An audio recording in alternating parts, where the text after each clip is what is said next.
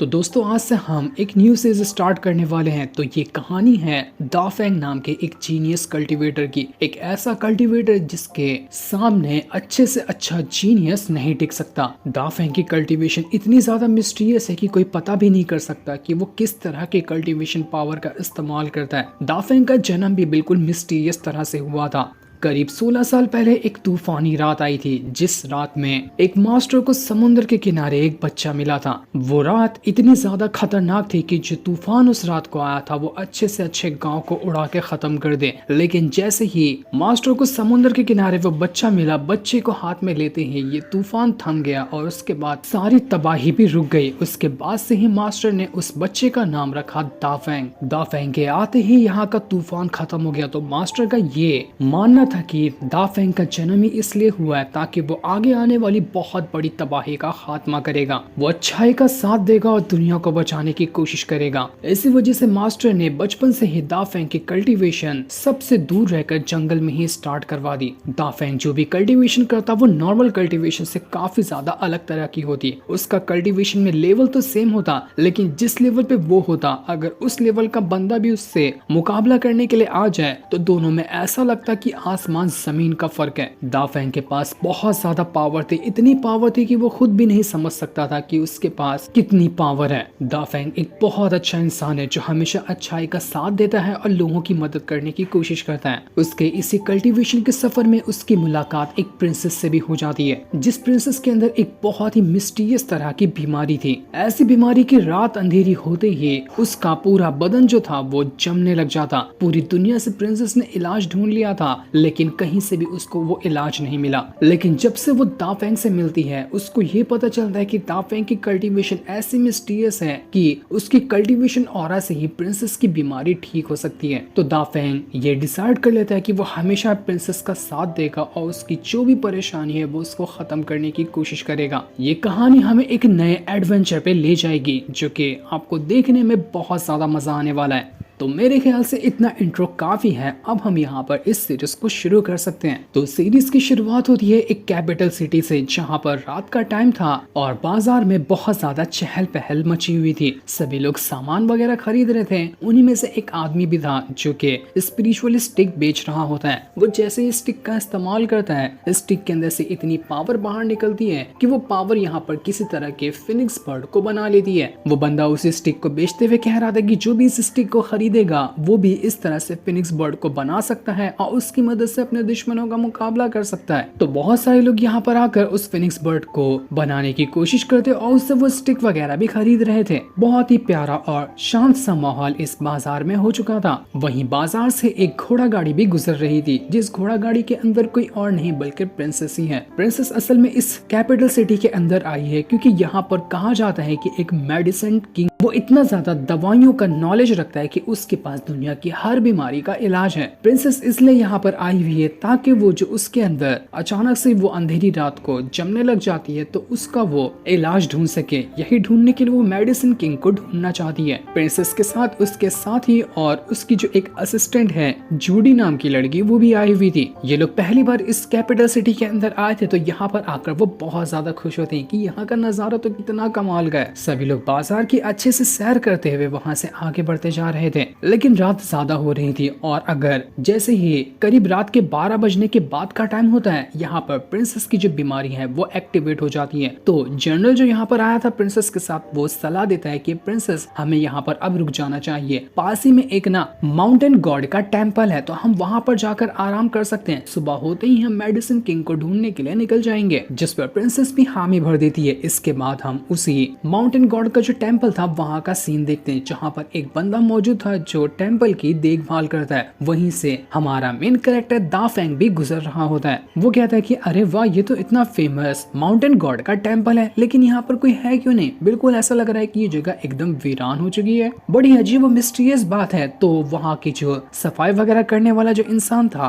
वो बताता है कि आज से करीब 60 साल पहले ना ये जगह पूरी तरह से भरी रहती थी। यहाँ पर लोग आते थे और प्रार्थना वगैरह करके जाया करते थे, लेकिन अब लोगों ने यहाँ पर आना कम कर दिया है। अब सिर्फ मैं ही ऐसा इंसान बचा हूँ जो इस जगह की देखभाल करता हूँ, मेरे अलावा यहाँ पर कोई भी नहीं आता। दाफेंग एकदम हैरान रह गया था कि ये तो बड़ी अजीब बात है, इतना अच्छा वाला टेम्पल कैसे वीरान हो गया। वो जो सफाई करने वाला बंदा था वो यहाँ पर माउंटेन गॉड को ग्रीट करते हुए उसके सामने अपना सर झुका रहा था। तो दाफेंग भी यहाँ पर यही करने का ट्राई करता है कि वो जब टेम्पल के अंदर आ ही गया है तो क्यों ना वो माउंटेन गॉड को भी रिस्पेक्ट दे दे। तो वो भी माउंटेन गॉड के सामने झुक जाता है, उन्हें ग्रीट करते हुए अपना सर उसके सामने झुका लेता है। जैसे उसने ये किया था अचानक से उसकी पावर एक्टिवेट होने लग जाती है, साथ ही उसकी जो एप स्पिरिट थी वो भी बाहर निकल कर आ जाती है। दाफेंग यहाँ पर अपनी पावर को एक्टिवेट करना भी नहीं चाह रहा था, लेकिन फिर भी अचानक से उसकी पावर एक्टिवेट हुई थी और वो पावर सीधा माउंटेन गॉड की जो मूर्ति होती है उसके अंदर जाने लग जाती है, जिस वजह से तो मूर्ति के अंदर से बहुत ज्यादा ऑरा बाहर निकलने लग गया था। इतना ज्यादा ऑरा कि मानो वो मूर्ति को ही तबाह वो बर्बाद कर देगा। ये ऑरा इतना ज्यादा था कि आसपास के इलाके में एक तूफान सा आ जाता है, जो देखकर जनरल भी हैरान रह गया था प्रिंसेस वाला कि अचानक से टेंपल के अंदर क्या हो रहा है। दाफेंग को जो भी माउंटेन गॉड को रिस्पेक्ट वगैरह देनी थी वो अपनी पूरी रिस्पेक्ट का काम पूरा कर लेता है, लेकिन जैसे वो उठ रहा था कि अचानक से जिस चीज का सभी को डर था वही चीज यहाँ पर हो जाती है। माउंटेन गॉड की जो मूर्ति थी वो चकनाचूर हो जाती है, बिल्कुल मिस्टीरियस तरह से वो मूर्ति टूट चुकी थी। सफाई करने वाला टेंपल की जो बंदा होता है वो कह रहा था कि अनर्थ हो गया, ऐसा नहीं होना चाहिए था, माउंटेन गॉड की मूर्ति टूट गई, ये एक निशानी है कि बहुत बड़ी तबाही आने वाली है, बहुत बड़ी तबाही आएगी, सब कुछ खत्म हो जाएगा। वो डरते और चिल्लाते हुए वहां से भाग जाता है। दाफेंग भी हैरान था कि अबे यार मैं तो सिर्फ यहाँ पर अपना रिस्पेक्ट पेश करने के लिए आया था, मैंने इसके अलावा तो कुछ किया नहीं, तो अचानक से ये मूर्ति कैसे टूट गई? मुझे नहीं लगता कि मेरी वजह से टूटी होगी, ये तो अपने आप टूट गई होगी कमजोर होने की वजह से। इसलिए वो देखने लग जाता है कि क्या वो यहाँ पर इस मूर्ति को वापस से ठीक कर सकता है, तो मूर्ति पहले जैसी हो जाएगी। लेकिन जैसे ही दाफेंग ये काम कर रहा था वहां पर प्रिंसेस का जनरल पहुंच जाता है। जनरल वहां पर आने के बाद दाफेंग से कह रहा था कि देखो लड़के, हम यहाँ से ना गुजर रहे थे, लेकिन रात ज्यादा हो गई है और मेरे साथ कुछ मेहमान भी आए हुए हैं, तो क्या हम लोग इस टेंपल के अंदर रात गुजार सकते हैं? अगर तुम इसकी परमिशन देते हो तो तुम्हारा बहुत बहुत शुक्रिया होगा। दाफेंग कहता है कि अरे नहीं नहीं यार, ये जगह मेरी नहीं है, मैं यहाँ पर नहीं रहता, मैं तो खुद पास से गुजर रहा था, तो एक बार टेंपल के अंदर आ गया, आपको जहाँ रहना है तो वहाँ रह सकते हो, मुझे कोई परेशानी नहीं है इसमें। ये सुनकर जनरल जो था वो यहाँ पर दाफेंग का शुक्रिया करता है कि तुम्हारा बहुत बहुत शुक्रिया जो तुमने हमें यहाँ पर रुकने के लिए कह दिया। इसलिए जनरल और जितने भी लोग यहाँ पर आए हुए थे प्रिंसेस के साथ सभी वहाँ पर कैंप लगा लेते हैं और आग वगैरह जलाकर खाना पीना खाने लग गए थे। जनरल जो था वो यहाँ पर दाफेंग को भी कुछ खाने के लिए देता है, क्योंकि दाफेंग के पास कुछ खाने को था नहीं उस टाइम, तो दाफेंग भी बड़े आराम से उसका खाना लेकर खाने लग जाता है, क्योंकि उसको भूख भी बड़ी लगी हुई थी। जनरल यहाँ पर दाफेंग से कहता है कि क्या तुम मुझे अपने बारे में बताओगे कि तुम आसपास ही रहते हो क्या, यहाँ पर आना कैसे हुआ? दाफेंग कहता है कि मैं ना यहाँ पे जो पास में माउंटेन है ना, मैं वहाँ पर रहता हूँ अपने मास्टर के साथ, मास्टर के कहने पे मैं माउंटेन से बाहर निकल कर आया था, कुछ जरूरी काम है मुझे। तो वो जनरल कहता है कि देखो तुम माउंटेन में रहते हो ना, तो हमने सुना है कि वहाँ पर एक मेडिसिन किंग रहता है, क्या तुम मुझे उसके बारे में बता सकते हो कि हमें वो कहाँ मिलेगा, हमें उसकी जरूरत है। दाफेंग बताते है कि यार तुमने आने में देरी कर दी, मेडिसिन किंग तो कब का मर चुका है, करीब 3-4 साल हो गए, वो 3-4 साल पहले ही मेडिसिन किंग मर गया था, अब तुम उसको नहीं ढूंढ पाओगे। ये सुनकर जनरल भी परेशान हो जाता है कि यार ये तो गड़बड़ हो गई, प्रिंसेस बड़ी उम्मीद से यहाँ पर आई थी कि मेडिसिन किंग उनकी बीमारी को ठीक कर सकता है, लेकिन यहाँ पर तो अब कैसे होगा ये। जनरल यहाँ पर घोड़ा गाड़ी के पास आता है और बाहर से प्रिंसेस से कह रहा होता है कि देखिए प्रिंसेस, मेडिसिन किंग तो अब मर चुका है, अब हमारे पास कोई दूसरा तरीका नहीं है कि हम आपकी बीमारी का इलाज ढूंढ पाए। जो सुनकर प्रिंसेस भी उदास हो जाती है। इसके बाद रात को आराम करने के लिए सभी वहाँ पर लेट जाते हैं, लेकिन तभी जनरल जो था उसको ऐसा लग रहा था कि आसपास कोई तो है जो उनके ऊपर ही नजर रखे हुए। वो अपना भाला निकाल कर रेडी हो जाता है कि कोई भी यहाँ पर आ जाए, मैं उसका मुकाबला करूंगा ताकि प्रिंसेस को कुछ ना हो। तब वहाँ पर आता है शियाओ नाम का एक बंदा, उसको देखकर जनरल और बाकी लोग भी हैरान हो जाते हैं, क्योंकि असल में ये उसी सेट का एक मेंबर हुआ करता था जहाँ की प्रिंसेस है, लेकिन ये एक जासूस था प्रिंसेस के दुश्मन सेट का, जो बहरूपिया बनकर उनके सेक्ट में जॉइन हुआ था। लेकिन जब इसकी सच्चाई पता चली तो प्रिंसेस ने उसको इस सेक्ट से बाहर निकाल कर फेंक दिया। तो इसी वजह से वो जो शियाओ नाम का बंदा था वो यहाँ पर पूरे गुस्से के साथ आया होता है कि आखिर प्रिंसेस की हिम्मत कैसे हुई मुझे सेक्ट से बाहर निकालने की। वो उसको मारने के लिए यहाँ पर आया हुआ था। जनरल उससे कहता है कि देख शियाओ, तू यहाँ से चला जा, तू प्रिंसेस का कुछ नहीं कर सकता, वरना हमसे बुरा कोई नहीं होगा। शियाओ कह रहा होता है कि क्यों, कल्टीवेशन पावर बढ़ा ली क्या तूने? जब मैं सेक्ट में था तब तो तू बहुत ज्यादा कमजोर था, तू मेरे मुकाबले का बिल्कुल नहीं है, मैं तो चुटकियों में तुझे मार सकता हूँ। तो अब मैं यहाँ पर प्रिंसेस के साथ साथ तुम सबको मार डालूंगा, तुम लोग मरने के लिए तैयार हो जाओ। वो एक ही अपनी स्वॉर्ड से स्लैश अटैक क्या करता है कि जनरल और बाकी सारे सिपाही उड़कर दूर फेंका जाते हैं। ऐसा लग रहा था कि शियाओ नाम का बंदा बहुत बहुत ज्यादा स्ट्रॉन्ग है। जिसके बाद श्याओ जो होता है वो यहाँ पर घोड़ा गाड़ी के बाहर से ही प्रिंसेस को आवाज लगाते हुए कह रहा था कि जल्दी से बाहर मुझे जवाब चाहिए कि तूने आखिर मुझे सेट से बाहर क्यों निकाला, जल्दी बाहर आ वरना मैं अंदर घुसकर तेरी जान ले लूंगा। लेकिन जनरल जो था वो फिर से यहाँ पर श्याओ के बीच में आ जाता है और उससे फाइट करने लग गया था। वो उससे कहता है जब तक मैं यहाँ पर जिंदा हूँ प्रिंसेस के ऊपर कोई आंख उठाकर भी नहीं देख सकता, चला जा यहाँ से वरना मैं तुझे मार दूंगा। लेकिन दाफेंग तो सारी चीजें खड़ा होकर दूर से देख रहा था।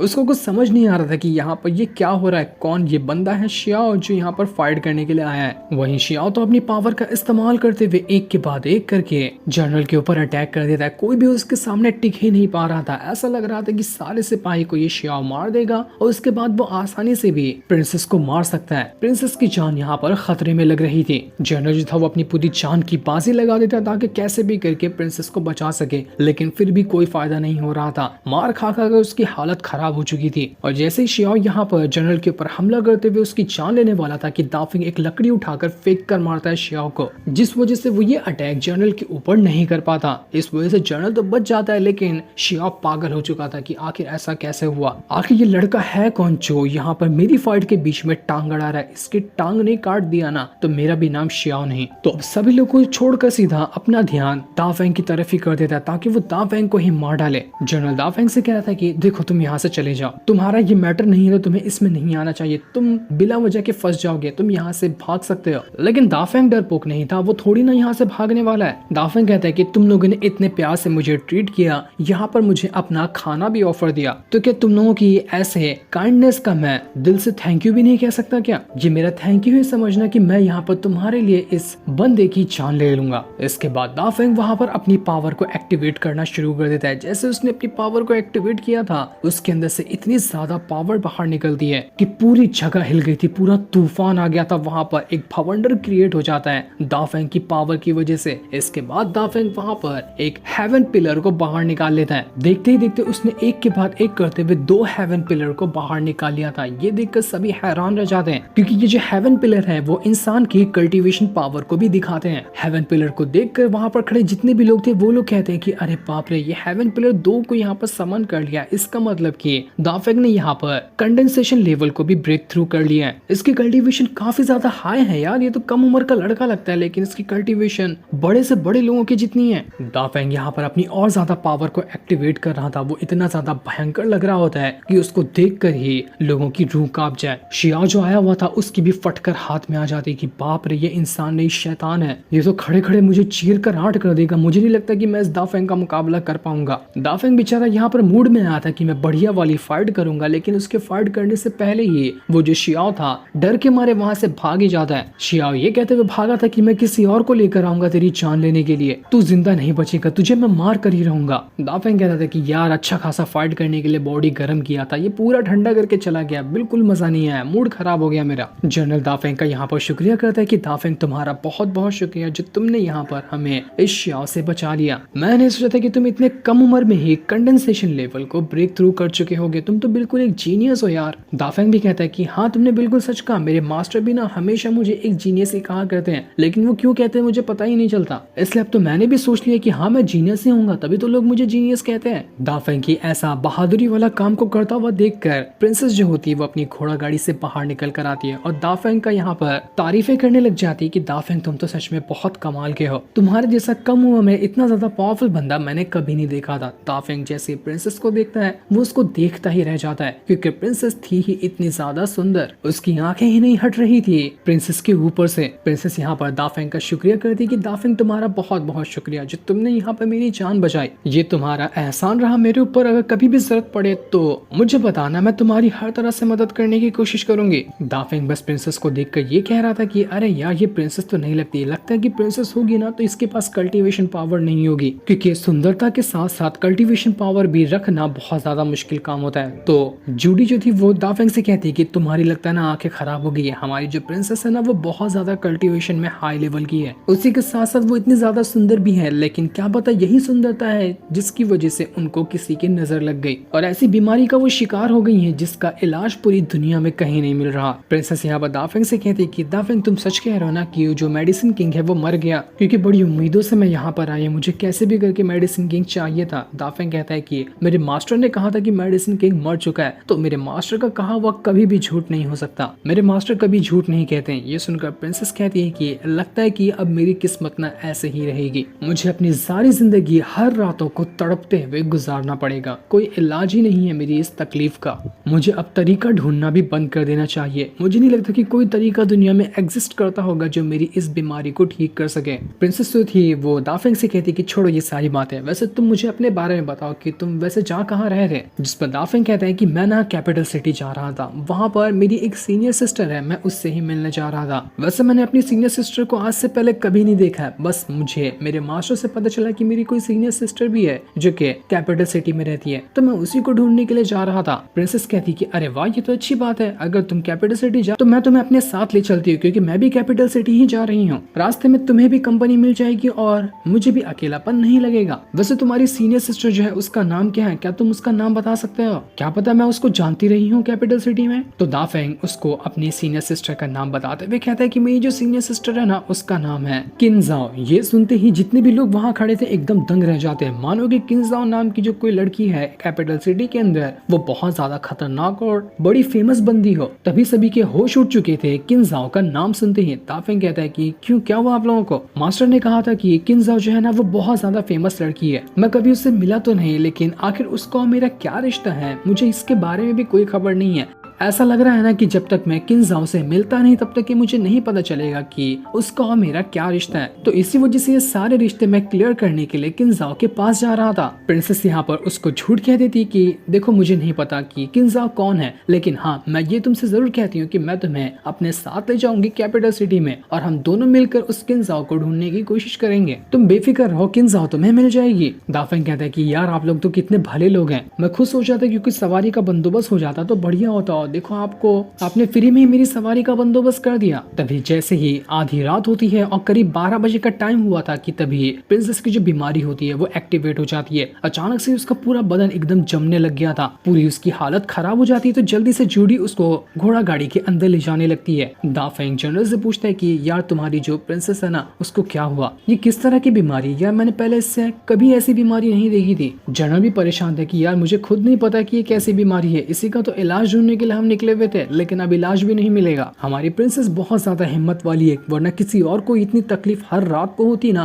तो कब का वो अपनी खुद की जान ले लिया होता, लेकिन प्रिंसेस ऐसा नहीं करती, वो हर तकलीफ को बर्दाश्त करती है। तुम ये सारी बातें छोड़ो और जाओ और आराम से सो जाओ, क्योंकि कल हमें बहुत लंबे सफर पे निकलना है। वैसे भी ये जो शियाओ आया था वो ज्यादा दूर नहीं गया होगा, क्या पता रात को फिर से हमला करने के लिए आ जाए, तो मैं रात में यहाँ पर निगरानी रखता हूँ, तुम आराम से सो जाओ। इसलिए दाफेंग जो था वो आराम से टेम्पल के अंदर जाकर सोने लग जाता है। उसको बड़ी अजीब सी बेचैनी हो रही थी, उसको नींद ही नहीं आ रही होती है, उसको समझ ही नहीं आ रहा था कि आखिर मेरे साथ क्या हो रहा है। तो वो वापस से उठकर बैठ जाता है और अपनी कल्टीवेशन ही स्टार्ट कर देता है कि चलो कम से कम बेचैनी तो खत्म होगी और कल्टीवेशन में थोड़ा इंप्रूवमेंट भी हो जाएगा। तो वो वहीं पर बैठकर अपना आराम से अब कल्टीवेशन करना शुरू कर देता है। कल्टीवेशन करते हुए उसके अंदर से काफी ज्यादा ऑरा बाहर निकल रहा था। जो ऑरा था वो आसपास के पूरे इलाके में फैलने लग जाता है, जिससे आग वगैरह तक के चल गई थी। इतना स्ट्रॉन्ग वो ऑरा था। जैसे वो ऑरा धीरे धीरे करते हुए घोड़ा गाड़ी के अंदर आता है, जहाँ पर प्रिंसेस अपनी तकलीफ से जूझ रही थी कि जैसे वो ऑरा उसको टच हुआ था उसकी तकलीफ हल्का हल्का कम होने लग जाती है।